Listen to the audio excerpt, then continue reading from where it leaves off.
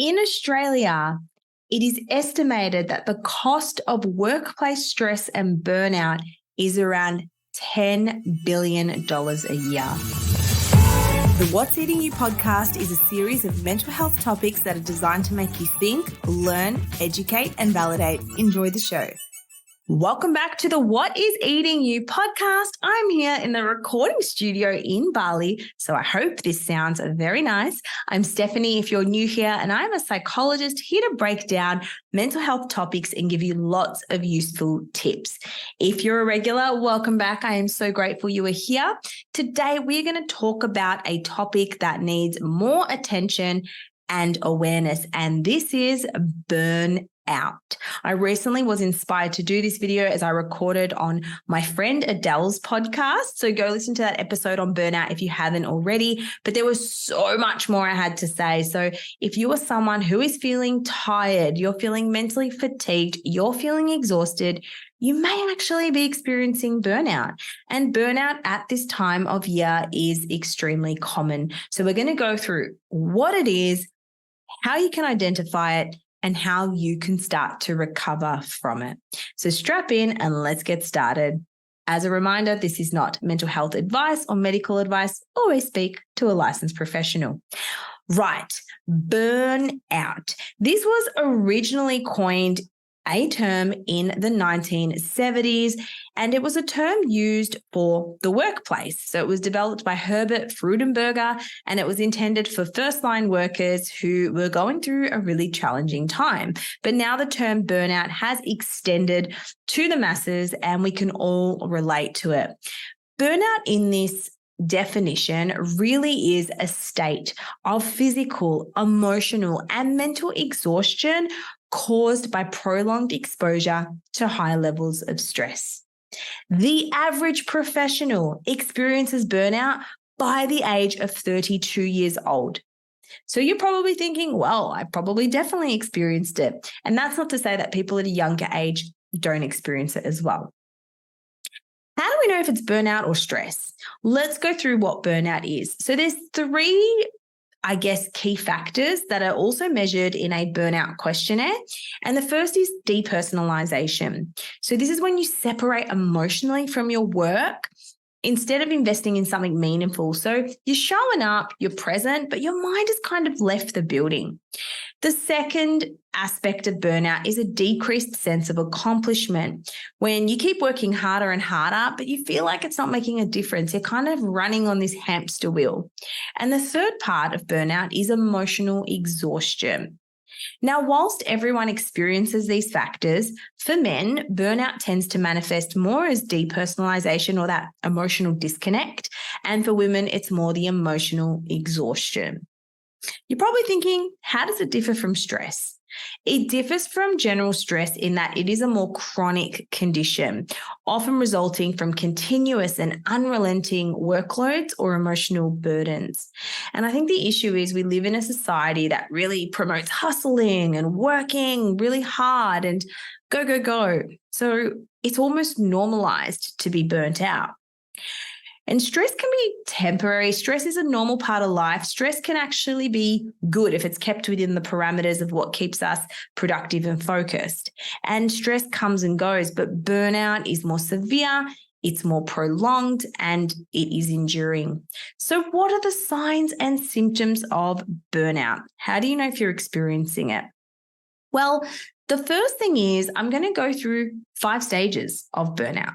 So the first one is a honeymoon phase. And this is where you don't even realize that you may be entering the burnout zone. So the honeymoon phase is when you start a new job or maybe you've entered a new relationship and you feel this adrenaline and energy. And we engage in coping strategies and we convince ourselves that if we just do the same thing over and over, we're going to get the same result.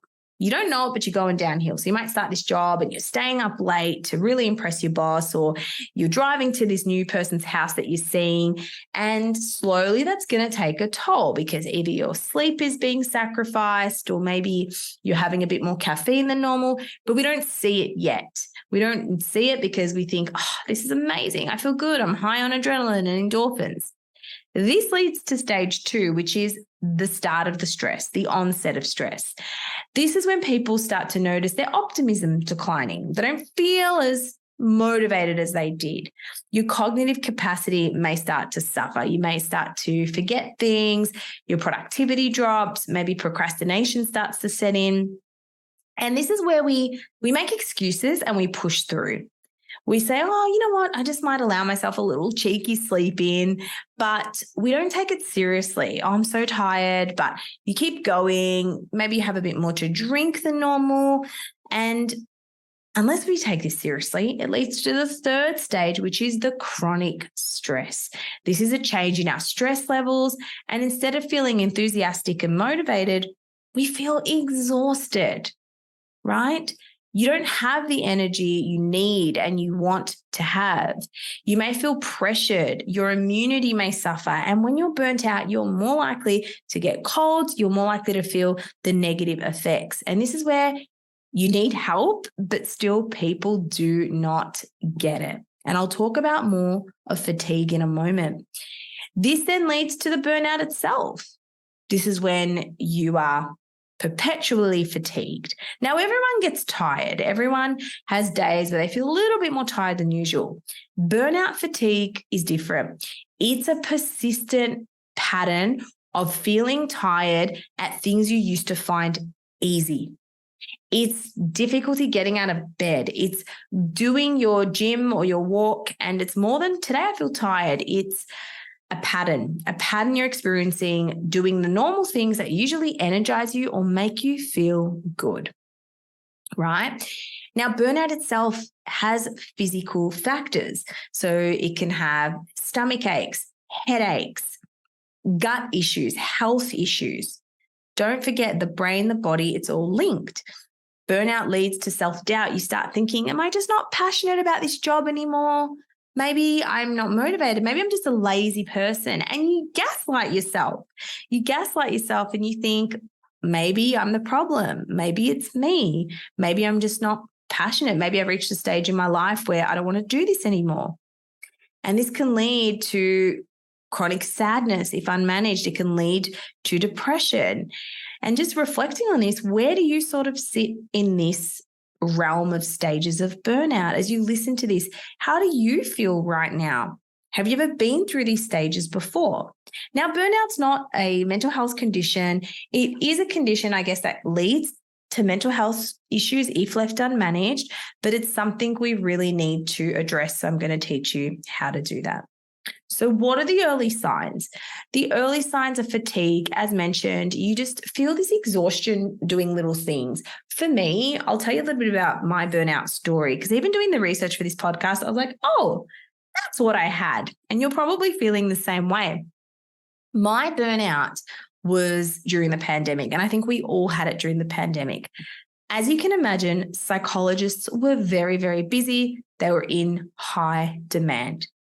And I feel the pandemic also made people feel pressure to be grateful to have a job. So if you were working through the pandemic, you weren't allowed to feel tired or burnt out because you had to be grateful that you had a job. And especially being in the position I was in, I wanted to help people. I saw the struggle. I saw the suffering. I was working for about 8 different organizations, and I was helping the Department of Education. I was helping nurses. I was going into these virtual rooms. I was doing all these workshops. And not only were people individually stressed, but there was strange dynamics as well in the workplace, because people were trying to navigate working from home. People were annoyed and angry at their bosses. And there's so much to manage in a virtual room that has a group of people. And I was doing about 9 of these a day. 9 a day. So by the end of the week, I was doing maybe 41 to more hours of Zoom a week. I was drinking espresso. I was having 6 shots a day. And guess what? I was so tired. I was exhausted. The second thing I noticed during my burnout, which I didn't know I was burnt out at the time, which is another factor, people leave burnout for way too long. They let it go out, they let it draw out, and it gets to the point where they are really, really struggling. So the second thing is irritability. The little things annoy you. And I was so irritable. I was living at home at the time. And, if you're Greek, you live with your parents till you're 30. I was living at home at the time, and my parents are so sweet. And yes, I was working from home. And you can probably relate to this. If you work from home and you live at home with other people, it's not working from home, especially if you have ethnic parents. They will talk to you and want to debrief with you. And they're going through the pandemic too. They were struggling. But I was just really edgy. I was really irritable. Little things annoyed me. And then they'd ask if I'm okay. And I'd say, I'm just tired.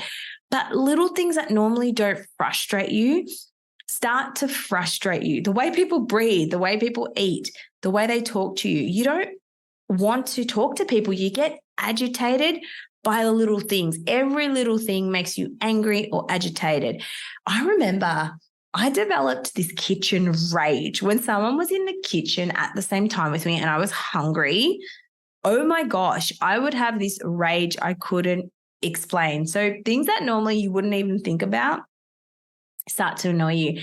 And you start to make hasty or bad decisions, or you make, choices that aren't optimal, or you might avoid making choices altogether.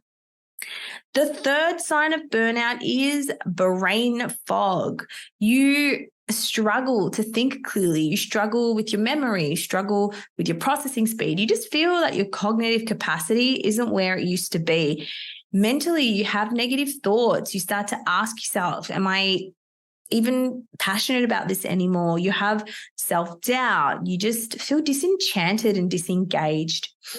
And the next symptom is low creativity.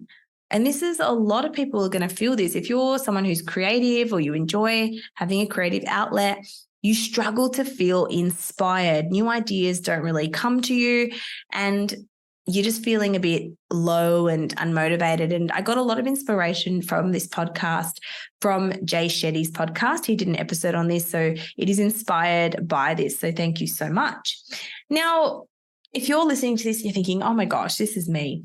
Another symptom is avoiding people, right? If you're normally a social person or you get energized from conversations, you start to avoid social activities altogether. You're like, nah. There's saying no and putting boundaries, and then there's avoiding them altogether because we feel we have to always be on. We have to always be present. We have to always be positive. And this was a huge one for me because people know me as this positive, bubbly, enthusiastic person. I wouldn't hang out with people if I was having an off day because I would have the expectation that they had that expectation of me. But what I want you to know is you don't have to always spend time with people that you feel you have to be on around. You need friends who you feel you can be completely yourself around, who you can engage with, who you can just be low vibes with and just say, hey, I'm having a bit of an off day. And they're like, cool, no worries. It's fine. And I guess the last sign of burnout is indecisiveness. You really struggle to make decisions. You're too fatigued to make decisions. When I was going through my burnout, I really would get to the end of the day, and this was the next year. I think it carried on for a year. I would say to my partner, I need you to just decide on dinner. I need you to decide on a movie. I do not have the cognitive capacity. I actually started calling Fridays die days.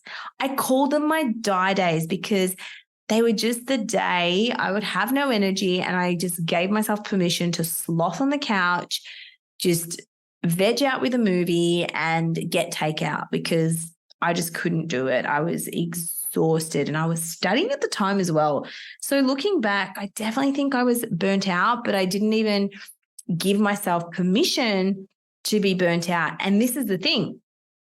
There are certain characteristics that make you more vulnerable to burnout. So these characteristics can be perfectionism. So if you're a perfectionism and an overcompensator and a people pleaser, you're definitely more likely to struggle with burnout. The second characteristic is if you're self-critical of yourself. So if you're someone who's like, you should just be able to push through this, you should be able to deal with this. You're just being lazy, you're just being ineffective, everyone else is doing it, you should be able to do this. That's another personality characteristic that makes you vulnerable to developing burnout. Holding yourself to high standards as well.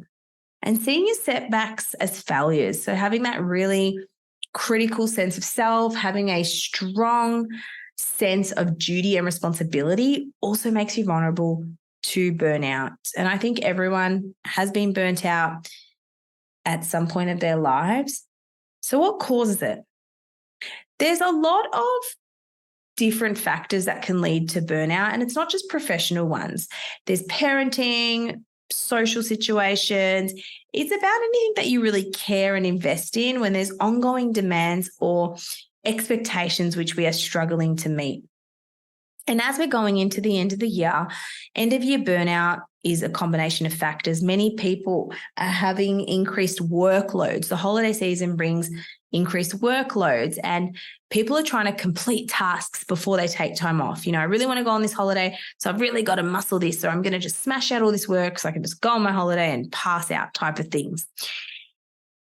The other thing is the pressure to meet your end of year goals, to attend social engagements. That can compound the stress as well. The silly season, increased alcohol, increased spending, increased money, all of this can really keep our nervous system in that fight or flight response. And the end of year as well, a lot of people are thinking about the year and their accomplishments and their failures and their stress and all of that. So that can also put unnecessary pressure on you to feel more burnt out. But the issue is this causes people to work harder, drives themselves for longer, and demand more of themselves. They think they're going to get rid of this feeling by doing more, when in actual fact, you need to do the opposite. So if you're feeling burnt out during this holiday season, you're not alone. 62% of people are more stressed out during this time. So what can you do about it? How can you manage this? The first step is knowing your blueprint burnout. I just repeated that. But essentially, it's understanding what your early signs of burnout look like. And I'm going to have a free burnout blueprint guide that you can start to use. So what are your early signs? Is it that you feel decreased motivation, irritability, difficulty concentrating, persistent fatigue, you're more snappy? How long has this been going on for? The signs are also accompanied by physical symptoms such as headaches, sleep disturbances. It's so important to pay attention to these signs to prevent burnout. The Australian Psychological Society revealed that 26% of Australians report moderate to severe levels of stress, with workplace stress being a significant factor. So what I want to do now is just give you a really useful tool. I want you to separate stresses from stress. Now, stress is the physiological thing that happens in your body. When you feel overwhelmed, you get a rapid heart rate, you want to run away, you get sweating. That's the stress response, and you know that as the fight, flight, or freeze. Stresses in your life is what leads to feeling stressed. So, for example, it's the unmeetable goals or expectations, family issues, money, workplace, relationship. So they're the two things I want you to think about. Now, the physiological thing that happens in your body in response to a perceived threat is stress. And this is largely the same, whether the stress is you've lost your mobile phone like I did this morning, or your electricity cuts out like it did last night. Your body's going to react the same as to whether, you think someone doesn't like you, or you read a bad email, to an actual lion attacking you at the zoo, for example. God forbid that happens. Your body reacts the same. Now, fight or flight is great, and freeze, it's intended to save us. It's intended to help us run away from the lion. And the thing is, there's something called the stress cycle, and the cycle ends at some point. So back in the caveman days, you get chased by a lion, you kill the lion, you run away, you make it back to the village, and everyone's like, yay, you're safe. You're activated, but then you manage to come back. You come back to safety, you come back to your village. So that is a complete stress response. A complete stress response has a beginning. This is when you perceive the stress, right? Such as this morning, I realized my phone wasn't in my pocket and I was on the way to the recording studio. I had a meeting. The one day in Bali, I actually decided to do proper work. My phone wasn't on me. And I'm thinking, what do I do? So this was the beginning. This is when I started to perceive the stress. I've lost my phone. Then there was the middle where you do something with your body or you do something physically. And for me, it was Steph, take a few deep breaths so you can calm your nervous system so you can think logically. I know from all my training that you're not going to make good decisions out of a activated brain. So I took a deep breath. I got off the scooter and I just asked the man, I said, do you have my phone? I'm not sure where it is. Can you drive me back? I think I may have dropped it. I thought, what's the next most logical step? And then the end was, I might record this on a different podcast episode, but the end is when your body receives the signal where it's escaped from the potential threat and your body is now in a safe place to be. So for me, it was getting back into the recording studio, taking a deep breath and changing my focus, relaxing my shoulders, rolling my neck, telling myself I'm safe, I'm okay, taking some deep diaphragmatic breaths, and then redirecting my attention, right? But we don't do that. We don't complete a stress cycle. You see, people try to deal with the stressor. They deal with the family, the friends, the issue, but they don't deal with the stress in their body. Stress is stored in the body. So what we want to do is you don't need to wait for the stressor to be gone to begin to feel better. You have to deal with the stress in your body. You have to deal with the adrenaline and cortisol in your body. So when you feel stressed, when you feel burnt out, that releases cortisol, that releases adrenaline. Now, what I want you to do is really focus on completing the stress cycle. This is evidence-based. So, for example, you go to work, you have a crappy day, your boss yells at you, whatever. When you come home and you get out the car, you're grumpy, you're cranky, all you can do is think about work. But you can do something in your driveway. You can squeeze your whole body. So with me right now, I want everyone just to, in a minute, we're going to squeeze our feet, squeeze our legs, squeeze our butt, squeeze our hands, squeeze our shoulders, squeeze our head. We're going to take a deep breath. So inhale, squeeze your body, squeeze your toes, squeeze your knees, squeeze your butt, tense your stomach, but don't strain it. Just hold it, squeeze your shoulders, squeeze your face, hold, and release your whole body. Exhale. Let's do that again. Inhale. Squeeze your toes, squeeze your knees, squeeze your butt, squeeze your arms. Don't go beyond strain. Squeeze your shoulders, squeeze your face, squeeze, wrinkle everything. Hold it. Release. We're going to do that one more time and make this your best. You can even let out a sigh. Inhale. Squeeze your shoulders, squeeze your hands, squeeze your body, tense everything, tense your butt, tense your abs, tense your feet, tense your face. Hold. And exhale and let out a sound. Now go into your house. How does your body feel? By using our body, we communicate to the body that the body is in a safe place for you to be. So we need to separate dealing with stress with the thing that caused the stress. So yes, the workplace incident is still there. The boss who yelled at us is still there.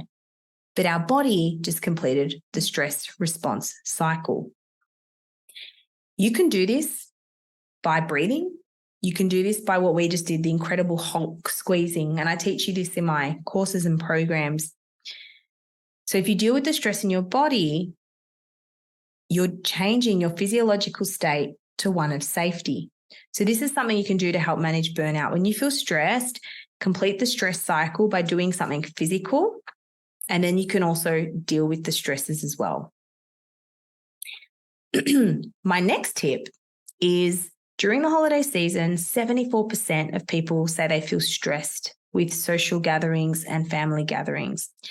The first thing is don't gaslight yourself, right? If you're feeling tired, if you're feeling exhausted, if you're feeling overwhelmed, notice it. You have to pay attention. These are important messages from your body that are really looking after you.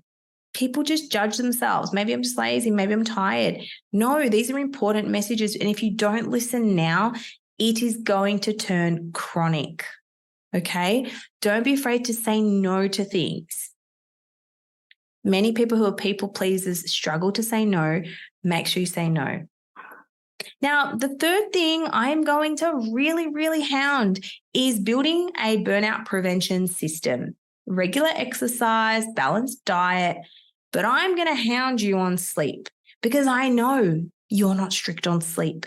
I know you're not disciplined on sleep. Sleep is that one thing we are just so willing to put out the window. Doesn't matter. I'll just catch up on my sleep, or I'll go see that guy or that girl. I'll just stay up and complete these papers. I know you. I know you're sacrificing your sleep. Are you getting 7 to 9 hours sleep? You may be saying, oh, Steph, I'm a mum. That's okay. We can focus on sleep quality. 1 in 3 people do not get enough sleep, and good sleep requires discipline because poor sleeping habits make you tired, and being tired leads to poor decisions with food, poor decisions in your day-to-day life, and poorer cognitive capacity, your memory. If you've got ADHD, poor sleep makes that even worse. So let's talk about good quality sleep. And you're not going to like what I have to say, but I'm here to help you. The TV shows you're watching at night, the TikToks you're watching at night are designed to pump adrenaline and cortisol in your body. When you're waiting to see if she breaks up with the guy, when you're waiting to see if they get murdered, your body is literally hanging on this TV show. And even though you may be physically tired, your mind is wired. This is such a heavy cognitive load before bed that you don't need. So if you want to watch a TV show or a series, watch it a little bit earlier if you can. The nighttime should be used for relaxation. It's not about sleep, it's about relaxation. So making sure you have less sound when you go to bed, wearing an eye mask, wearing earplugs, making sure your room is about 18 degrees. These things can really improve the quality of your sleep, but you have to be strict. I was out in Bali with friends the other night for dinner and I said, I need to leave. This is my time. And I left. People wanted to kick on and whatever. Nope. I left because my sleep is so important to me. I'm getting up at 5:30. I have calls at 6. I know who I am when I haven't slept. I make poor food choices. I make bad decisions. I'm just not a good person to be around. So I'm so strict when it comes to my sleep. Same with TikTok. If I'm scrolling, you will notice if you don't scroll at night and you're not on your phone late at night, you're going to feel so much better the next day. You feel tired at 3 o'clock because you're staying up on your phone the night before. Sorry, I don't mean to yell at you, but I'm just need to yell at myself because I need to hear this too at times. So there's things I've really nailed, but then there's things I can also scale and get better at it. So in the summary of things, your sleep, completing the stress cycle, and prioritizing your boundaries and being selective about your self-care is really going to help you navigate this busy period. Being selective about your social events, because in states of low energy, we're trying to find energy in carbs, in caffeine, in sugar, but it's not sustainable. So we want to make sure that we are fueling ourselves with food, with water, with sleep, because these are the basic pillars of a good well-being. I hope this has helped you understand burnout a little bit more and what you can do to help yourself. Remember, less really is more. So if you're pulling it back or not working as much or not pushing yourself into the ground, you should be proud because that's harder to do than drilling yourself. If you love this episode, please let me know. Leave a review, leave a rating. So many people listen to this episode, but I know you haven't all left a review. So please let me know what you think. Take a screenshot, share it on social media, tag me, let me know if you enjoyed this. I can't wait to see you in the next episode. Thank you so much for being here. I'm super grateful to have you listening to this, and have the best day and look after yourselves.